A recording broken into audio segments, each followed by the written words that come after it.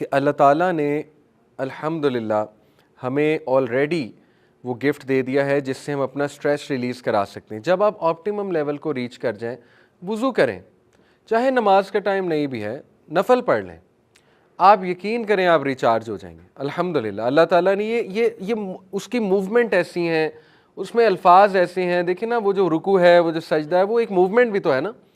تو کبھی آپ سوچیں اس موومنٹ پہ بھی کہ اس کے میڈیکل بینیفٹس کتنے ہیں. پھر جب آپ سجدہ کرتے ہیں تو اگر سائنٹیفکلی اف آئی ٹیل, تو ایک تو وی ڈو ناٹ نو کہ کعبہ قبلہ رخ ہو کے جب ہم سجدہ کرتے ہیں تو پتہ نہیں ہم کون سی انرجی گین کر رہے ہیں گراؤنڈ سے, ٹھیک ہے, یا کیا ریلیز کر رہے ہیں اپنے ماتھے سے. دیکھیں الیکٹرانز, آپ کو پتہ ہے کہ گراؤنڈ جب ہم کرتے ہیں کسی چیز کو, الیکٹرانز ارتھ میں جاتے ہیں, ہم الیکٹرانز کو گین کرتے ہیں. اسٹیٹک الیکٹریسٹی کا جو ٹاپک ہے, ٹھیک ہے.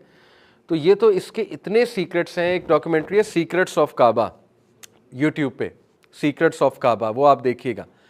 کعبہ جس جگہ ہے نا, سبحان اللہ, ایک تو وہ ارتھ کا سینٹر بنتا ہے جغرافیکلی اسپیکنگ.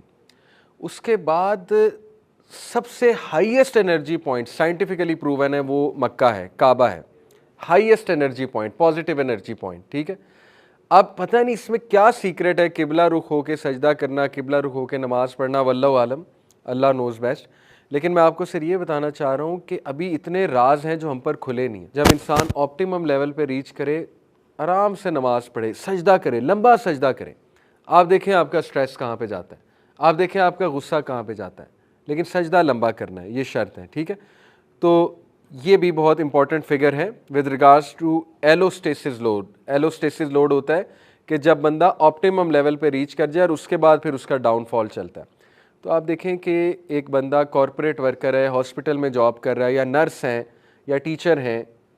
اب ٹیچر بول بول کے تھک جاتا ہے, نرس آپ کو پتہ ہے چکر لگا لگا کے تھک جاتی ہے, ایک کارپوریٹ ورکر ٹیبل پہ بیٹھ بیٹھ کے تھک جاتا ہے, ڈیسک جاب ہے. اب اللہ تعالیٰ نے کتنا زبردست میکانزم دیا ہے, اٹھو, وضو کرو, منہ پہ چھینٹا مارو, ناک میں پانی ڈالو, ٹھیک ہے. ایک اسپرچول کلینزنگ بھی ہے, فزیکل کلینزنگ بھی ہے. جاؤ نماز پڑھ, جا کے 15 منٹ لگاؤ, جا کے 10 منٹ لگاؤ, جا کے سجدہ لمبا کرو, دعا کرو اللہ سبحانہ تعالیٰ سے. کتنی سینس آف سیکورٹی ملتی ہے. امیجن, ایک تو سینس آف سیکورٹی ملتی ہے کہ میری کوئی حفاظت کر رہا ہے, ایک یہ آپ کو فیلنگ آئے گی کہ ریسٹ ایشورڈ میرے میٹرز کو سنبھال رہا ہے. دوسرا آپ کو سینس آف اچیومنٹ آئے گی کہ چلو جو بھی ہے میں نے نماز تو پڑھ لی نا, الحمدللہ میں نے اپنی ڈیوٹی جو ابلیگیشن تھی وہ پوری کر دی. تیسرا آپ کو لٹرلی فیل ہوگا آپ کا سٹریس ریلیز ہوا ہے. تو اسی لیے اللہ سبحانہ تعالیٰ نے کہا یا ایھا الذین آمنوا استعینوا بالصبر والصلاۃ ان اللہ مع الصابرین. اے لوگو جو ایمان لائے ہو, صبر اور نماز سے طاقت پکڑو. سیک ہیلپ, استعینوا سیک ہیلپ, اور اس کا مطلب طاقت بھی ہوتا ہے. دیکھو صبر اور نماز سے ہیلپ سیکھ کرو, ان اللہ مع الصابرین, بے شک اللہ صبر والوں کے ساتھ ہے. صبر اور نماز کا آپس میں کیوں ذکر ہے؟ اس میں کیا آپ کو لگتا ہے میسج ہے؟ دیکھیں ایک تو یہ میسج ہے کہ نماز میں صبر چاہیے. نماز صبر کے بغیر تو پڑھی ہی نہیں جاتی نا. اگر صبر ہی نہیں ہے وہ تو نماز ہی نہیں ہے, اگر جلدی جلدی میں پڑھی ہے, ٹھیک ہے. دوسرا یہ ہے کہ نماز کے لیے اٹھنے کے لیے بھی صبر چاہیے. اب دیکھیں نا, ایک بندہ ہے اس کا دل ہی نہیں کر رہا تو صبر کرے, اٹھے, اٹھائے اپنے آپ کو, یہی تو صبر ہے. ایک بندہ اس کو نظر ہی نہیں آ رہا مجھے فائدہ کیا ہوگا, یہ بھی صبر ہے بھائی, اٹھو, فائدہ ہو نہ ہو اٹھو, دس از کالڈ صبر, پیشنس. ایک بندہ میچ دیکھ رہا ہے, پاکستان انڈیا کا چیمپئنز ٹرافی کا فائنل ہو رہا ہے سپوز, نماز کا ٹائم آ گیا, جماعت, اٹھو, یہی تو صبر ہے.